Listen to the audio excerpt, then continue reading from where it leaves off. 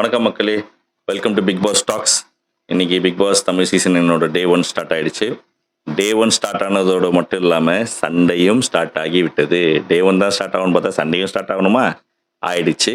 ஏன்னா நம்ம ப்ரோமோலேயே கொஞ்சம் சொல்லலாம், ப்ரோமோ வீடியோலேயே சொன்ன மாதிரி லைட்டாக கொஞ்சம் கான்ட்ரவர்சி பண்ணுற சீசனாக தான் இருக்குன்னு சொன்னோம். அது வந்து டே 1லேயே ஸ்டார்ட் ஆயிடுச்சு. டே 1 கூட இல்லை, இந்த கிராண்ட் லான்ச் முடிச்செல்லாம் வீட்டுக்கு போன அன்றைக்கி ராத்திரியே ஸ்டார்ட் ஆகிடுச்சு. ஸோ திவாகர் ஃபிசியோதெரபிஸ்ட், அவர் வந்து ஃபிசியோதெரப்பி பற்றி ஏதோ கொஞ்சம் லைட்டாக சொல்லிட்டு இருந்தார். அப்போ அது கெமி வந்து அதை பற்றி கேட்க இன்னும் கொஞ்சம் நிறைய நோண்டி கேட்க அவரும் சொல்ல. அதுக்கப்புறம் ஸ்டேஜில் கெமி வந்து என்னென்னா நிறைய விஷயங்கள் கேட்டோன்னா திவாகர் வந்து என்னென்னா உனக்கு சொன்னாலும் புரியாதுமா, படித்தாலும் புரியாது அப்படின்னு சொல்ல, உடனே எனக்கு எப்படி நீங்கள் சொன்னால் புரியாது படித்தாலும் புரியாது நீங்கள் எப்படி சொல்லலாம் அப்படின்னு ஆரம்பிச்சிட்டாங்க. அது திவாகர் சொன்ன விதமும் தப்பாக இருக்குது, பட் அது சொன்ன இன்டென்ஷன் எப்படின்னு தெரியல. பட் அதுக்கு கெமி இவ்வளோ தூரம் ட்ரிகர் ஆகணும்னு அவசியம் கிடையாது. அது எல்லாருக்குமே வந்து ஒரு ஈகோ டக்குன்னு ட்ரிகர் ஆகிடுது. அது டே 1 கூட ஆகலை, அதுக்குள்ளே ஸ்டார்ட் ஆயிடுச்சு. அது கொஞ்சம் அப்படி இப்படி கொஞ்சம் ஆரம்பத்தில் அவங்களுக்குள்ள முட்டிக்கிச்சு. ஆனால் அதுக்கு பிரவீன் தேவலாம் வந்து சப்போர்ட் பண்ணி அதை கொஞ்சம் ஏற்றி விட்டாரு. ஸோ அது கொஞ்சம் முட்டிக்கிச்சு. அதை முடிச்சுட்டு அதுக்கப்புறம் படுத்து தூங்கிட்டாங்க. தூக்கத்தில் வந்து காலையில் எழுந்தோன்னு பார்த்தீங்கன்னா பிரவீன் வந்து திவாகர் கூட அடுத்த சண்டை, நீங்கள் ரொம்ப கொரட்டை விடுறீங்க, கொரட்டையை கண்ட்ரோல் பண்ணுங்க. தூங்கும் போது நிஜமாவே இது ஒரு கான்செப்டா? கொரட்டையெல்லாம் கண்ட்ரோல் பண்ண முடியுமா? கொரட்டைன்றது எல்லாருக்கும் தெரியாமல் வர ஒரு விஷயம். நிறைய பேருக்கு வந்து கொஞ்சம் ஃபிசிக்கலாக அவங்களுக்கு வந்து கொஞ்சம் பாடியில் ஃபிசியோலாஜிக்கலாக அவங்களுக்கு கொஞ்சம் இஷ்யூஸ் இருக்கலாம், ப்ரீத்திங் இஷ்யூஸ் இருக்கலாம், இல்லை அவங்களோட பாடி ஸ்ட்ரக்சர்னால அவங்களுக்கு வந்து கொரட்டை வரலாம். கொரட்டைன்றதெல்லாம் அதெல்லாம் ஒரு பெரிய பாயிண்ட் எடுக்கூடாது. அப்படியே அதுதான் வந்து ஆனால் நைட்டு நிறைய கொரட்டைனா வண்டி சேம அப்படின்னு சொன்னால் கூட பரவாயில்ல, அதை கண்ட்ரோல் பண்ணுங்க, குறைச்சிக்கோங்கன்னா தூக்கத்தில் இருக்கிறவங்களுக்கு எப்படி அது தெரியும்? அது பைத்தியகாரத்தனமாக அது வந்து அவர் வந்து பிரவீன் வந்து கேட்குறாரு.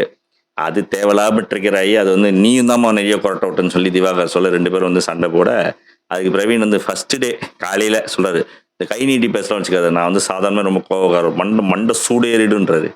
மண்டை சூடேறுனா எப்படி சூடேறும்? சூடு ஏறட்டுமே, ஏறினா என்ன ஆகுதுன்னு பார்ப்போமே. உங்களுக்கு மட்டும் தான் மண்டை சூடேறுமா, மற்றவங்களாம் மண்டை சூடேறாதா? இது என்ன கான்செப்ட்டு? ஒரு பிக் பாஸ் ஷோ வந்திருக்கீங்க. பிக் பாஸ் ஷோ வந்தபோது பிக் பாஸ் ஷோவில் அது எப்படி இருக்குது, நிறைய மக்கள் பார்க்குறாங்கன்ட்டு இருக்குது. ஒன்றும் இல்லாத ஒரு விஷயத்துக்குலாம் இவ்வளோ ஒரு கண்ட்ரோல் இல்லாமல் நீ பெரிய ஆளா நான் பெரிய ஆளா, அதெல்லாம் என்ன புரியுதுன்னா திவாகர்ன்றவர் மேலே ஏற்கனவே இவங்க பயங்கர கடுப்பில் இருந்து தான் உள்ளே வந்திருக்கிறாங்க. அந்த கடுப்பு அப்படியே கேரி பண்ணுறாங்கன்ற மாதிரி தான் இருக்குது. ஸோ அது எல்லாத்தையும் விட்டுட்டு தான் பிக் பாஸ் வீட்டுக்குள்ளே வரணும், அது அவங்க பண்ணல. ஸோ அது தேவையில்லாத ஒரு ட்ரிகராகி ஒரு சண்டை. அதுக்கும் 2-3 பேர் வந்து அப்படி ஏதோ பேச கீச சண்டை போட அது அப்படியே ஏறி போயிடுச்சு. ஸோ அது ஃபஸ்ட்டு டேவே தேவையில்லாத ஒரு விஷயம். அதுக்காக அடுத்தபடியாக இது நம்ம கெமி வந்து என்னன்னா பயங்கர கிரிஞ்சாக இருக்கிறாங்க. அதாவது இவர் சபரீஷ் வந்து ஏதோ ஒர்க் அவுட் பண்ணின்னு இருக்கிறாரு. அந்த ஒர்க் அவுட் பண்ணிட்டு இருக்கும்போது ஐ மீன் இது யோகாசனா பண்ணின்னு இருக்கிறார். யோகாசனா பண்ணும்போது அந்த பக்கத்தில் வந்து ஏதோ டான்ஸ் எல்லாம் ஆடின்னு கிரிஞ்சு மாதிரி கெமி பண்ணிக்கின்னு பேசுகிற விஷயம் இது பண்ணுறதுலாம் ரொம்ப இதுவாக இருக்குது. ஃபஸ்ட்டு டேவே சில பேரோட சாம்பிள் நமக்கு தெரிஞ்சிடும். அதை தான் இப்போ நம்ம பேசுகிறோம். சில சாம்பிள் வந்து ஃபஸ்ட்டு டேவே செட் பண்ணுறாங்க. அந்த சாம்பிள் கரெக்டாக இருக்கும். சீசன் வரைக்கும் அவங்க எவ்வளோ நாள் வரைக்குங்களோ அதோட பெரிய பெரிய பெரிய பெரிய வேர்ஷன் தான் நமக்கு தெரிய வர ஆரம்பிக்கும். அதனால கெமி பயங்கரமான கிரிஞ்சுன்னு தெரிஞ்சு போயிடுச்சு. அது அப்படி இருக்கணும்னு அவசியம் இல்லை, அப்படி இருக்கிறாங்க அவங்க. அப்புறம் இன்னைக்கு வாட்டர் டாஸ்க் வச்சாங்க. வாட்டர் டாஸ்க் வந்து நல்ல டாஸ்காக இருக்குது. ஏன்னா ஒரு நல்ல ஆக்டிவிட்டியாக இருக்குது. ஒரு தண்ணி தேவைப்படுது அப்படின்னும் போது அது வந்து வீட்டில் தண்ணி அவைலபிள் இல்லை, ஒரு டேப்பில் வரும். அதுவும் இந்த ரெட் லைட் ஒன்று சத்தம்லாம் வராது. அது 2 பேர் இன்சார்ஜ் இருக்கணும் பண்ணுறாங்க.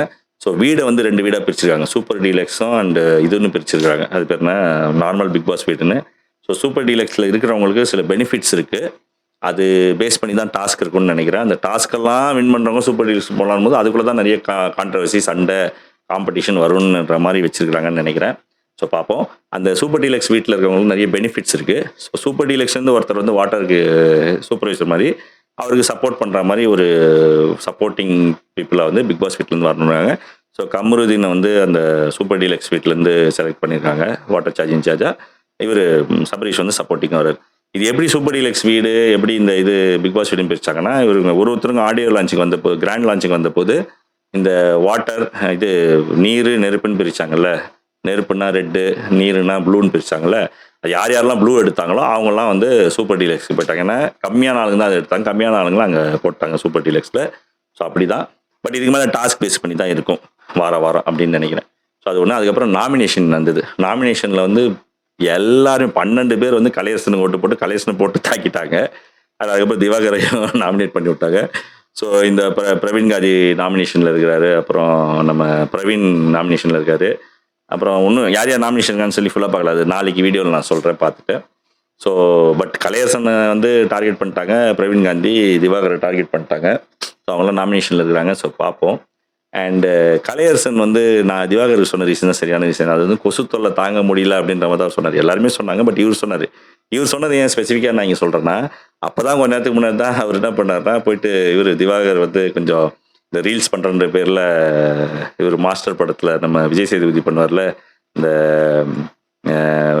அந்த கேரக்டரில் அந்த இதை குளிச்சுட்டு அந்த சோப்பெல்லாம் வச்சுக்கின்னு பேசுறதும் அந்த மாதிரி ஒருத்த பண்ணுறாரு. அதுக்கு கலையரசன் தான் எடுக்கிற மாதிரி எடுக்கிறாரு, சும்மா பிக் பாஸ் கேமராவில். அதை எடுத்துக்கிட்டு அதை வந்து சூப்பராக பண்ணிங்க, செம்மையாக பண்ணிங்க, செம்ம நடிப்பு அப்படின்னு சொல்லிட்டு கலாய்ச்சிட்டு போயிட்டு அந்த ரீசனே சொல்லி கொசு தொல்லை தாங்க முடியும்னு சொல்லி போட்டு விட்டாரு.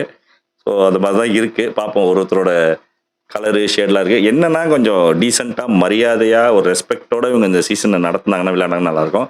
அது இல்லாமல் வாடா போடா கீடா வாடா கூடான்னு சொல்லி சொன்னாங்கன்னா it will not be nice. So பார்ப்போம் எப்படி இருக்குன்னு பார்ப்போம். அதுக்கப்புறம் என்ன நாமினேஷன் முடிஞ்சது, வாட்டர் டாஸ்க். அப்புறம் இந்த ஒரு நாள் குத்துன்னு ஒன்று வச்சாங்க. யார் இங்கே தாங்குவாங்க, ஒரே ஒரு நாள் தான் அவங்க சரக்கு இருக்குது, யார் தாங்குவாங்கன்னு வச்சாங்க. நிறைய பேர் வந்து பிரவீன் காந்தி தான் சொன்னாங்க அண்டு திவாகர் தான் சொன்னாங்க. ஓகே, பிரவீன் காந்தி, திவாகர், கலையரசன் இவங்க தான் வந்து அவங்கள பொறுத்தளவு ஆடு, அதெல்லாம் சொல்லின்னு இருக்கிறாங்க. ஸோ இதுதான் இன்னைக்கு டே 1. ஸோ டே 1ன்றதுனால இப்போ தான் ஸ்டார்ட் ஆயிருக்கு. ஸோ பார்ப்போம். அண்டு அடுத்து இன்னும் கேப்டன்சி டாஸ்க் வைக்கல. கேப்டன்சி டாஸ்க் எப்போ வைக்க போகிறாங்க தெரியல. ஸோ அடுத்ததுனால எப்படி இருக்குன்னு சொல்லி நம்ம அடுத்த ரிவ்யூவில் பேசுவோம். ஸோ நம்ம சேனலுக்கு சப்போர்ட் பண்ணுங்கள், சப்ஸ்கிரைப் பண்ணுங்கள், லைக், ஷேர் அண்ட் கமெண்ட் கொடுங்க.